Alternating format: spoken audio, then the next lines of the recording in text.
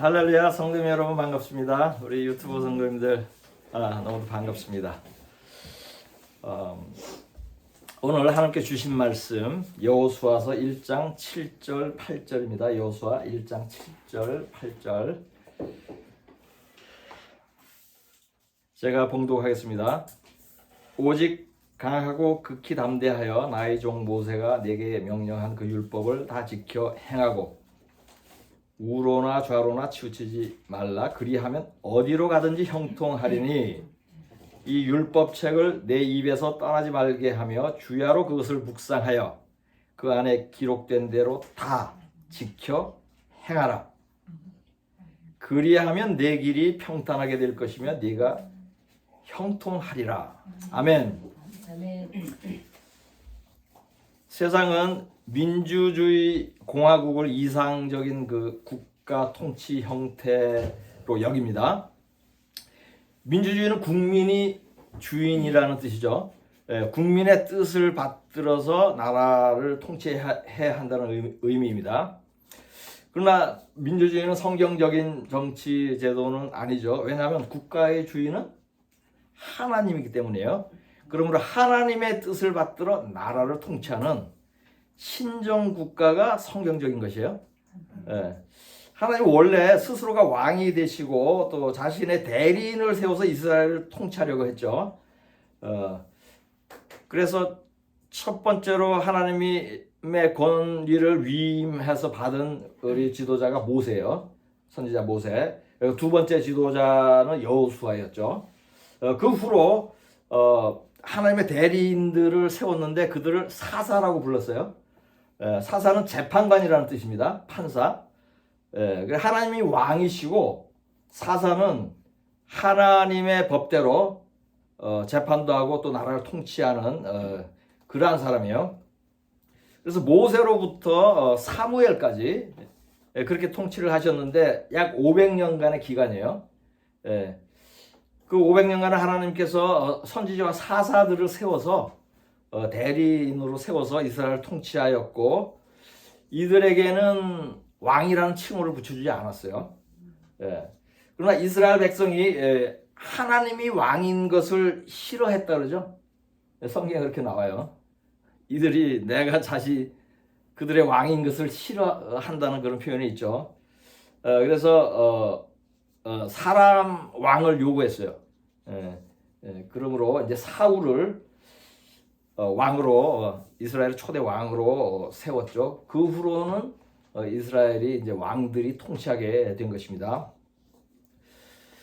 국가의 통치자가 사사이든 왕이든 대통령이든 이들은 하나님으로부터 권세를 위임받은 것입니다. 모든 세상의 권세는 누구로부터 온다? 하나님으로부터 옵니다. 요한복음 19장 11절을 보겠습니다. 예수께서 대답하시되 위에서 주지 아니하셨더라면 나를 해할 권한이 없었으리니. 아멘. 이 구절은 빌라도가 자신이 예수를 죽일 수도 있고 살릴 수 있는 권한이 있다고 말하자 예수님이 하신 말씀이에요. 이처럼 세상의 모든 권세는 악하든 선하든 하나님이 허락하실 때에만 사용될 수 있는 것이에요. 그러므로 세상 권세들은 하나님의 법대로 통치를 해야 할 책임이 있는 것입니다. 하나님은 3,500년 전에 온 인류가 지켜야 할 법을 제정하였어요. 십계명과 여러 가지 상세한 법을 제정하였죠. 이 모든 법, 규례, 명령은 성경에 모두 기록되어 있습니다. 왕은 이 법대로, 통치자는 이 법대로 선하게 다스려야 하는 것입니다. 무엇보다도 백성들이 하나님을 잘 믿고 하나님의 계명을 잘 지키도록 인도해야 하는 것입니다. 이렇게 세상을 통치하는 것이 하나님의 뜻이고 성경이 가르치는 것이에요. 이를 행하도록 하려고 하나님은 통치자를 세우는 것입니다. 그러므로 백성의 평안과 복은 정치 제도에 있지 않아요. 민주주의, 자유민주주의 공화국이 가장 선진화된, 가장 발달된 정치 형태다 이렇게 얘기를 하는데 실제로 그렇습니까? 백성의 평안과 복은 정치 제도에 있지 않습니다. 왕정인지 민주공화제도인지 있지 않아요. 통치자에게 있어요. 중국과 북한도 민주주의 공화국이에요. 아세요? 민주주의 공화국이라고 돼 있어요. 근데 악한 자들이 통치를 함으로써 백성들에게 평안이 없죠. 현대 역사에는 대통령으로서 성경 말씀대로 나라를 통치한 대표적인 인물이 두 사람 있어요. 현대 역사. 수십 년 안에. 그들은 미국의 레이건 대통령과 한국의 이승만 대통령입니다. 신실한 크리스찬이었던 로널드 레이건 전 미국 대통령은 소련의 압제하에 신음하던 많은 소련 연방 국가를 독립시키는 데 결정적인 역할을 했어요.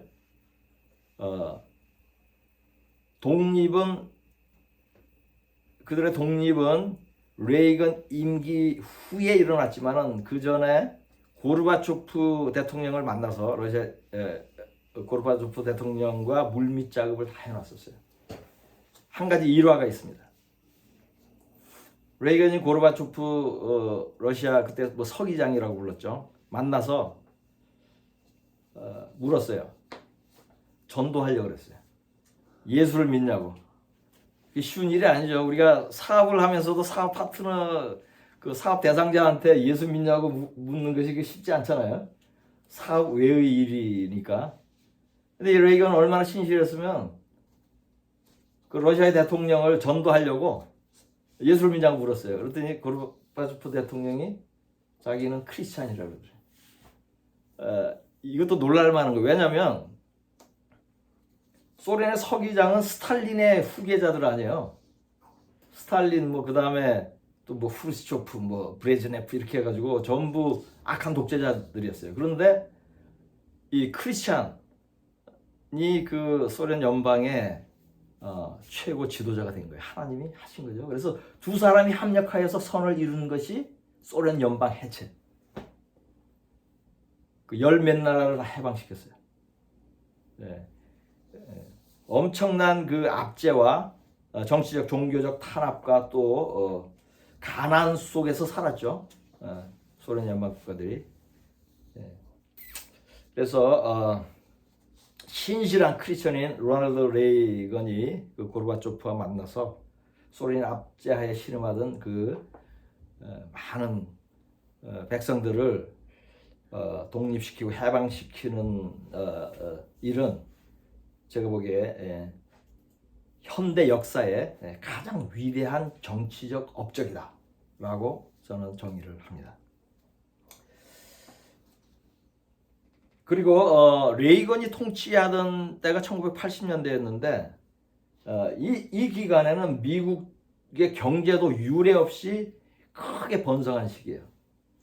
1981년에서 89년까지. 그러니까 신실한 하나님의 사람이 통치할 때 국민들이 받는 복이에요. 국민뿐만 아니라 외국인들, 압제받는 외국인들까지 복을 받게 되었죠. 한국의 초대 대통령 이승만은 이 취임식에서 나라를 하나님께 바쳤습니다. 소련의 침략에도 불구하고 소련이 김일성을 내세워서 침략을 한 거죠, 한국을. 했음에도 나라를 지켰는데 그 당시 소련의 침공으로 망하지 않은 유일한 나라가 대한민국이에요. 그 나머지 주변의 국가들, 유럽에 있는 국가들은 전부 침략받아서 다 소련 연방이 됐잖아요. 그 후로 대한민국은 세계 역사에서 유례가 없는 빠른 경제적 부흥과 영적인 부흥을 이루어왔습니다. 신실한 하나님의 사람인 이승만 대통령이 나라를 하나님께 바치고 성경 말씀대로 나라를 통치함으로써 백성들이 받은 복입니다.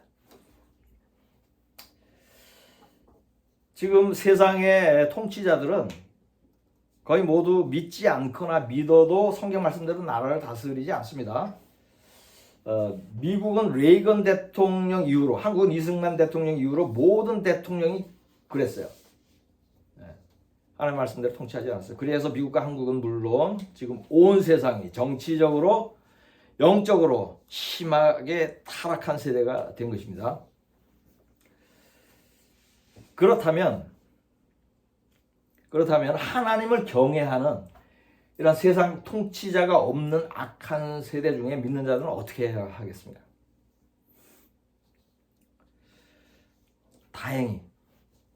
다행히도 믿는 자들에게는 세상의 왕 외에 섬길 수 있는 또 다른 왕이 있습니다. 이 왕은 사람들이 선출하지 않았고 눈에 보이지도 않습니다. 하나님께서 태초에 임명하는 왕이에요. 이분의 통치를 받으면 돼요. 이분은 만왕의 왕 대신 예수 그리스도입니다. 아멘. 악한 세상 왕의 통치를 받을지 예수님의 통치를 받을지는 여러분이 결정할 수가 있어요. 사람의 눈을 피해서 목숨을 걸고 예수를 믿는 사람들 있죠. 북한 주민들. 이들에게 왕은 김정은이 아니에요. 그리스도입니다. 이렇게 왕을 선택하는 것이. 이 설교를 들으시는 분들은 모두 예수 그리스도를 사랑하고 왕으로 섬기고 있다고 믿을 것입니다. 그렇게 믿는 것은 당연한 것이고 좋은 것입니다. 그런데 실제로 예수님을 사랑하고 왕으로 섬기는지에 대하여는 점검이 필요합니다. 요한복음 14장 15절을 보겠습니다. 너희가 나를 사랑하면 나의 계명을 지키리라. 아멘. 성경은 계명을 지키는지 여부로 예수님을 사랑하는지 판단합니다. 계명을 지키면 예수님을 사랑하는 것이고 계명을 지키지 않으면 예수님을 사랑하지 않는 것이에요. 매우 쉽고 간단한 기준이에요. 전지전능하시고 지극히 선하신 예수 그리스도를 사랑하고 왕으로 섬긴다는 것은 특권입니다. 왜냐하면 그 왕은 자신의 백성에게 가장 좋은 것을 무한대로 줄 수 있기 때문입니다. 만사를 형통하게 하실 수 있기 때문입니다. 이러한 큰 복을 받기 위해서 믿는 자들이 해야 하는 일은 매우 간단합니다. 계명을 지키는 것입니다. 그리고 계명을 지키는 것은 어렵지도 않습니다. 신명기 30장 11절에서 14절까지를 보겠습니다. 내가 오늘 네게 명령하는 이 명령은 네게 어려운 것도 아니요 먼 것도 아니라 오직 그 말씀이 네게 매우 가까워서 네 입에 있으며 네 마음에 있은즉 네가 이를 행할 수 있느니라. 아멘. 신명기 30장 11절과 14절을 본 것입니다. 하나님은 자신의 계명을 지키는 것이 어렵지 않아서 행할 수 있다고 말씀하죠. 다음은 요한일서 5장 3절을 보겠습니다. 하나님을 사랑하는 것은 이것이니 우리가 그의 계명들을 지키는 것이라. 그의 계명들은 무거운 것이 아니로다. 아멘. 이 구절도 계명을 지키는 것이 하나님을 사랑하는 증거이며 계명을 지키는 것이 어렵지 않다고 말씀합니다. 신명기 30장 16절을 보겠습니다. 곧 내가 오늘 네게 명령하여 네 하나님 여호와를 사랑하고 그 모든 길을 행하며 그의 명령과 규례와 법도를 지키라 하는 것이라. 그리하면 네가 생존하며 번성할 것이요 또 네 하나님 여호와께서 네가 가서 차지할 땅에서 네게 복을 주실 것임이니라. 아멘. 이 구절도 하나님을 사랑하라는 말씀에 이어서 하나님의 계명을 지키라고 말씀하죠. 살펴본 대로 구약도 그렇고 신약도 그렇고 하나님을 사랑하는 증거는 그의 계명을 지키는 것이라고 말씀합니다. 하나님의 법을 지키는 사람은 그 길이 평탄하고 형통합니다. 본문 말씀을 다시 보겠습니다. 오직 강하고 극히 담대하여 나의 종 모세가 내게 명령한 그 율법을 다 지켜 행하고 우로나 좌로나 치우치지 말라. 그리하면 어디로 가든지 형통하리니 이 율법책을 내 입에서 떠나지 말게 하며 주야로 그것을 묵상하여 그 안에 기록된 대로 다 지켜 행하라. 그리하면 내 길이 평탄하게 될 것이며 내가 형통하리라. 아멘. 이 말씀은 여호수아가 모세를 이어서 이스라엘의 지도자로 임명되어서 이제 가나안을 정복하기 직전에 주신 말씀이에요. 전쟁을 앞둔 여호수아는 두려운 마음이 있었겠죠. 그리고 모세의 말을 듣지 않던 그 이스라엘 백성의 불순종에 대한 염려도 컸을 것입니다. 그래서 하나님께서 여호수아에게 여러 차례 강하고 담대하라고 당부하였어요. 그죠? 예. 그러한 당부와 함께 신신당부한 말씀이 하나 더 있습니다. 그것은 하나님의 율법을 주야로 묵상하며 철저히 지키라는 것이었습니다. 전쟁을 앞둔 여호수아에게 무기를 새 것으로 바꾸라든지 병사들에게 훈련을 많이 시키라는 당부를 하지 않았습니다. 하나님의 계명만 잘 지키면 어디를 가든지 무엇을 하든지 형통할 것이라고 말씀한 것입니다. 이것은 백전백승한다는 말씀이죠. 강조하여서 여러 번 말씀했어요.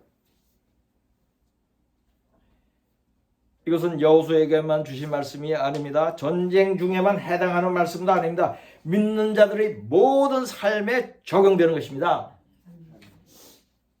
요한일서 3장 22절을 보겠습니다. 무엇이든지 구하는 바를 그에게서 받나니 이는 우리가 그의 계명을 지키고 그 앞에서 기뻐하시는 것을 행함이라. 아멘. 요한도 동일한 말씀을 하고 있죠. 계명을 지키며 구하는 것을 모두 받는다고 합니다. 요한이 이것을 경험했겠어요? 안 했겠어요? 요한 경험한 것이에요. 저도 동일한 경험을 했어요. 지금도 하고 있습니다. 저는 성령으로 거듭난 이후로 모든 계명을 철저히 지켰어요. 적어도 철저히 지키려고 노력을 했어요. 그리하였더니 만사형통하고 구하는 것을 모두 받았습니다. 그리고 계명을 지키는 것이 어렵지도 않다는 것을 제가 직접 경험했어요. 그리하여서 저는 계명을 지키라고 가르치고 있는 것입니다. 계명을 지킬 때 구하는 것을 받고 형통한 삶을 살게 되는 경험은 시간이 걸리지 않습니다. 즉시로 응답을 받습니다. 아멘? 아멘. 지금 가장 큰 소리를 낸 성도를 주목하시기 바랍니다. 그리고 꾸준히 계명을 지키는 거룩한 삶을 살 때에 회복과 형통의 복도 지속적으로 누리게 됩니다. 한 번으로 끝나는 게 아니에요. 한두 번으로. 지금까지 계명을 지키는 것이 하나님을 사랑하는 것이고 형통의 비결이라는 말씀을 구약은 물론 신약 성경에서도 확인을 하였습니다. 그러나 계명을 지킴으로 받는 복은 여기에 그치지 않습니다. 최고의 형통은 무엇이죠? 영원히 구원받는 것입니다. 이것도 하나님의 계명을 지킴으로써 얻을 수 있습니다. 예수를 믿는 사람들 중에 구원받지 못하는 사람들이 많습니다. 이것은 예수님도 말씀하였고 목사들도 종종 가르칩니다. 그런데 구원받지 못하는 이유를 바르게 가르치는 목사가 없어요. 여러분 보셨는지 모르겠어요. 저는 못 봤습니다. 크리스천이 구원받지 못하는 이유는 한 가지입니다. 그것은 계명을 지키지 않기 때문입니다. 메시지가 매우 단순해지죠.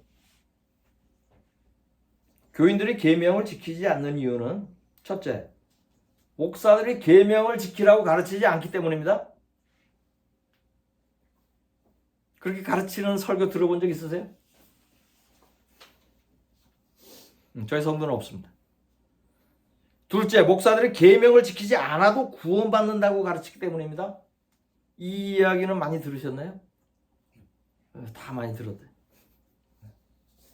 셋째, 교인들이 성경을 모르기 때문입니다. 계명을 지켜야 구원받는다는 말씀은 구약은 물론 신약에서도 여러 차례 언급되어 있습니다. 그럼에도 불구하고 목사들은 계명을 지키지 않아도 예수를 마음으로 믿기만 하면 구원받는다고 틀리게 가르칩니다.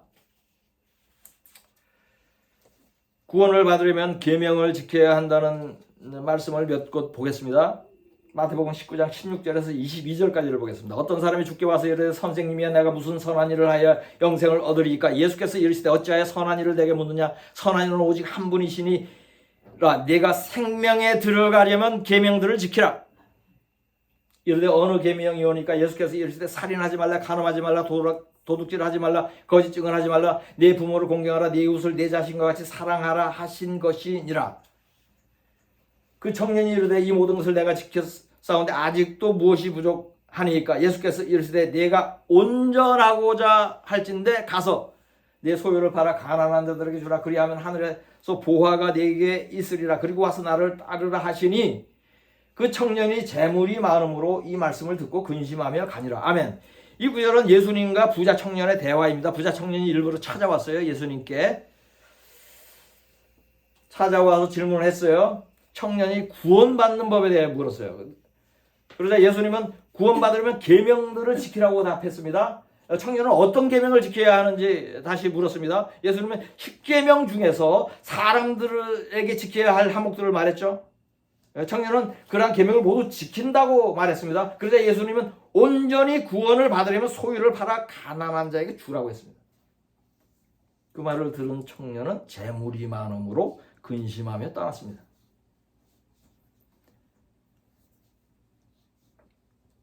예수님과 부자 청년의 이 짧은 대화에는 구원에 관한 중요한 가르침 3가지가 있습니다. 첫째, 구원받으려면 계명들을 지켜야 한다. 둘째, 소유를 팔아 가난한 자에게 주는 것도 계명이다. 셋째, 부자는 구원받기 어렵다. 이 구절의 말씀은 비유도 아니고 은유도 아닙니다. 이해하기 어렵지 않습니다. 문자대로 이해하면 됩니다. 구원받기 위하여는 무엇을 지켜야 한다? 계명을 지켜야 한다는 것입니다. 이 구절 하나만으로도 계명을 지키지 않아도 예수를 믿기만 하면, 마음으로 믿기만 하면 은혜로 구원받는 가르침이 틀린 것이 쉽게 증명된 것입니다. 예수님과 청년의 대화에서 한 가지 유추할 수 있는 것이 또 있습니다. 그것은 성경의 모든 말씀이 계명이라는 것이에요. 가난한 자를 도우라는 것은 10계명에 없지만 구원받기 위하여는 그것도 지켜야 한다고 하죠. 그리고 이 말씀은 구약에도 여러 번 나오죠. 그러니 성경 말씀이 모두 계명이고 지켜야 하는 것입니다. 그러므로 성경이 하지 말라고 한 것은 하나도 하지 말고 하라는 것은 모두 행할 때에 계명을 온전히 지키는 것이며 예수님도 그렇게 하라고 가르쳤죠.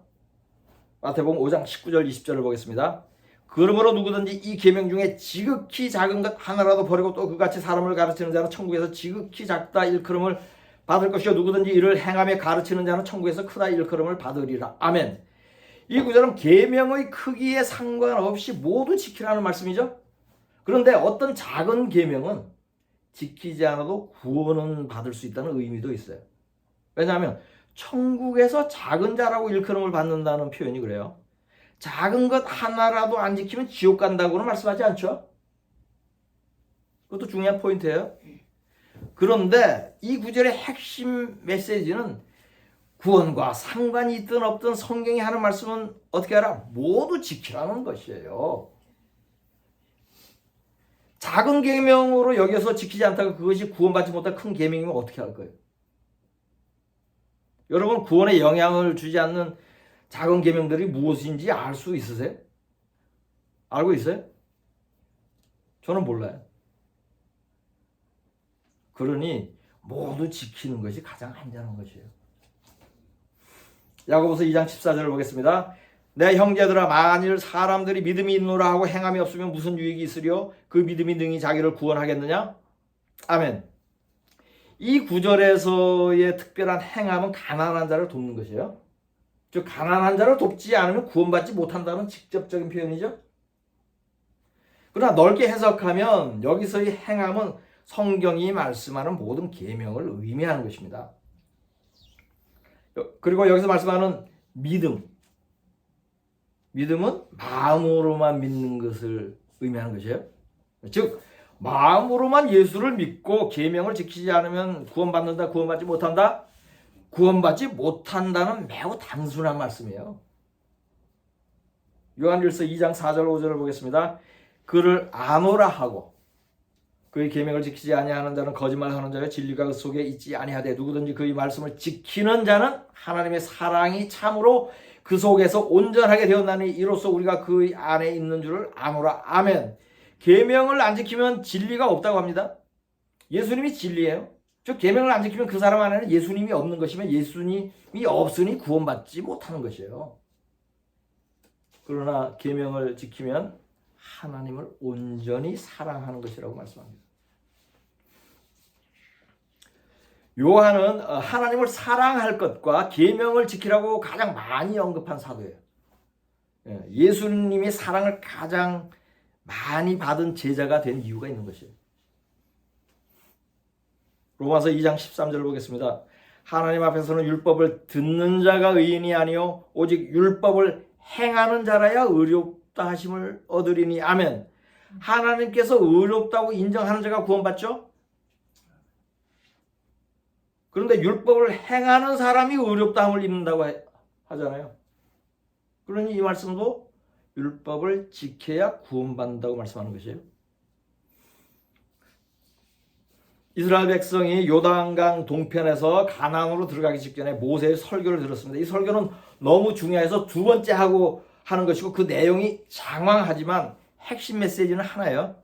하나님의 계명을 지키면 복을 받고 지키지 않으면 무엇을 받는다? 저주를 받는 것이에요. 매우 단순한 메시지예요. 두 번째 말씀했다 그래서 신명기예요. 책 이름이. 신명은 두 번 명령했다는 뜻이에요. 영어로 듀트로노미, 듀오가 그 두 사람을 듀오라 그러죠. 그래서 신명기예요. 얼마나 중요하면 다시 또 그 장황하게 설교를 했겠습니까? 3500년 전에 모세를 통하여 주신 하나님의 계명은 40년 후에 여호수아에게도 동일하게 적용이 되었고 1500년 후에 다윗에게도 적용되었고 예수님의 때에도 현재도 적용됩니다. 마태복음 5장 18절을 보겠습니다. 진실로 너희에게 이르노니 천지가 없어지기 전에는 율법의 1.1획도 결코 없어지지 아니하고 다 이루리라. 아멘. 그러니 믿는 여러분은 지금도 계명을 지켜야 합니다. 계명을 지키면 어디를 가든지 형통합니다. 강구하는 것을 받습니다. 평강합니다. 하나님을 사랑하는 증거를 가진 것입니다. 죽은 후에 영원히 구원받습니다. 예수 그리스도의 피로 인하여 없어진 계명이 있습니다. 할례와 동물 제사와 사람을 죽이는 법은 폐하였습니다. 이 세 가지 법은 모두 피를 흘리는 것인데 예수께서 피를 흘리심으로써 더 이상 효력이 없습니다. 그 외에는 1.1회까지 지키고 작은 계명까지 지키십시오. 구원받는 성도는 예수도 믿고 계명도 지키는 자들입니다. 요한계시록 14장 12절을 보겠습니다. 성도들의 인내가 여기 있나니 그들은 하나님의 계명과 예수에 대한 믿음을 지키는 자니라. 아멘. 현대의 교회에서는 계명을 지켜야 구원받는다고 가르치지 않습니다. 계명을 지켜야 구원받는다고 가르치면 틀린 것이라고 말합니다. 심지어는 이단이라고 말합니다. 이러한 자들은 진리 밖에 있는 자들이 거짓 교사들입니다. 하나님은 계명을 지켜야 복을 받고 구원도 받는다고 말씀합니다. 예수님도 계명을 지켜야 구원받는다고 말씀하셨습니다. 요한도 여러 차례 그렇게 말했습니다. 바울도 야고보도 동일한 말을 했습니다. 저도 그렇게 가르치고 있습니다. 한국의 목사들만 계명을 지키지 않아도 구원받는다고 가르칩니다. 이런 틀린 가르침은 교회 안에만 있습니다. 그러니 교회를 가지 않는 것이, 목사를 만나지 않는 것이 구원받는 길이라는 역설적인 설교를 할 수밖에 없는 것입니다. 성경이 교인들에게 말씀하는 가장 중요한 메시지는 계명을 지키지 않으면 구원받지 못한다는 것입니다. 크리스천이 구원받지 못하는 이유가 바로 이것입니다. 구하여도 들어가지 못하는 자가 많은 이유가 바로 이것입니다. 계명을 지키지 않기 때문입니다. 이 설교를 들으시는 분들은 작은 계명이라도 모두 지켜서 살아서는 형통의 복을 누리고 죽어서는 천국 가는 복을 받으시기를 계명을 지키라고 가르치신 우리 주 예수 그리스도의 이름으로 축복합니다. 본문 말씀으로 설교를 마치겠습니다. 오직 강하고 극히 담대하여 나의 종 모세가 네게 명령한 그 율법을 다 지켜 행하고 우로나 좌로나 치우치지 말라. 그리하면 어디로 가든지 형통하리니 이 율법책을 내 입에서 떠나지 말게 하며 주야로 그것을 묵상하여 그 안에 기록된 대로 다 지켜 행하라. 그리하면 내 길이 평탄하게 될 것이며 내가 형통하리라. 아멘.